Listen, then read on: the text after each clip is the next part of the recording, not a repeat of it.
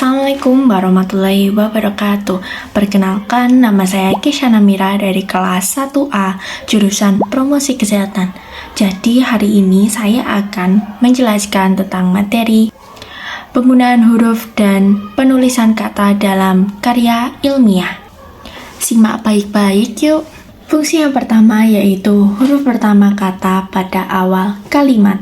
Lalu yang kedua yaitu huruf pertama nama diri, nama orang, tempat, serta institusi. Yang ketiga yaitu huruf pertama gelar kehormatan dan jabatan.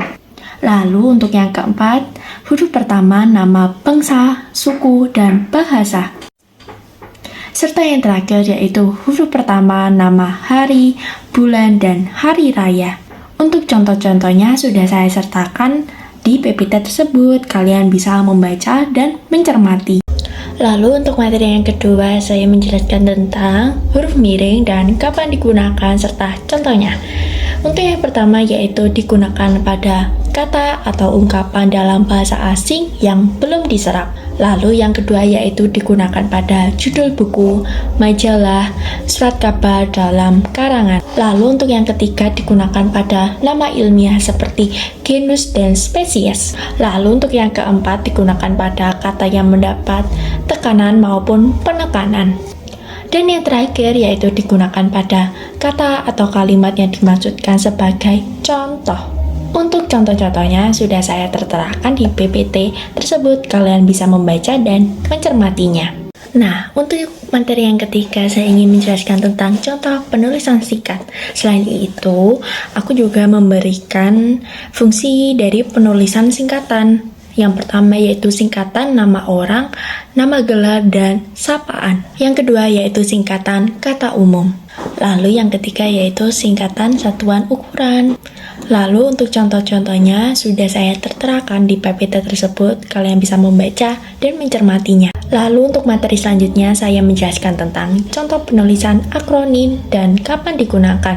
Yang pertama yaitu akronim digunakan pada saat menulis nama lembaga, dan yang kedua yaitu akronim yang sudah menjadi kata. Untuk contoh-contohnya sudah saya terterakan di PPT tersebut, kalian bisa membaca dan mencermatinya. Untuk materi selanjutnya saya menjelaskan tentang contoh penulisan angka, dan ini ada 4 macam yang kalian bisa cermati dan kalian teliti. Yang pertama yaitu di angka 1 sampai 9 ditulis dengan huruf. Lalu yang kedua yaitu angka 10 sampai ke atas ditulis dengan angka. Lalu yang ketiga yaitu angka di awal kalimat selalu ditulis dengan huruf. Dan yang terakhir yaitu bilangan dalam konteks teknis atau ilmiah. Lalu untuk contoh-contohnya sudah saya terterakan di PPT tersebut, kalian bisa membaca dan mencermatinya. Untuk selanjutnya saya menjelaskan tentang penulisan kata dasar. Pengertian dari kata dasar yaitu kata yang belum mendapat imbuhan atau disebut dengan afiks. Contohnya yaitu baca, tulis, jalan, rumah, dan buku. Lalu untuk yang kedua yaitu tentang penulisan kata turunan. Pengertiannya yaitu kata yang sudah mendapatkan imbuhan. Ada 3 macam kata turunan, yaitu yang pertama awalan yaitu prefix.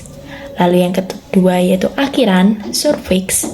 Dan yang ketiga yaitu sisipan, disebut dengan infix. Dari awalan ada beberapa kata seperti ber, me, atau p. Lalu yang akhiran yaitu seperti an, kan, dan i. Lalu yang terakhir di sisipan yaitu ada l dan r. Untuk contoh-contohnya ada di PPT tersebut. Untuk selanjutnya saya menjelaskan dengan kata depan di. Nah, untuk fungsinya bisa menunjukkan tempat. Untuk contoh-contohnya seperti ada di rumah, di sekolah, di Jakarta.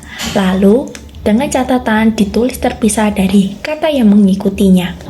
Yang kedua yaitu membedakan dengan awalan di. Seperti kata depan, dia belajar di perpustakaan. Untuk awalannya seperti buku itu dibaca oleh adik. Lalu untuk kata selanjutnya yaitu disebut dengan kata depan ke.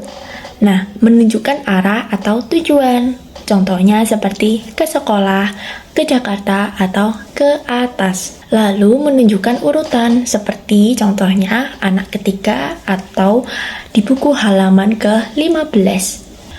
Untuk kata depan yang terakhir yaitu kata depan dari. Contohnya yaitu dari rumah, dari Jakarta, dan dari buku.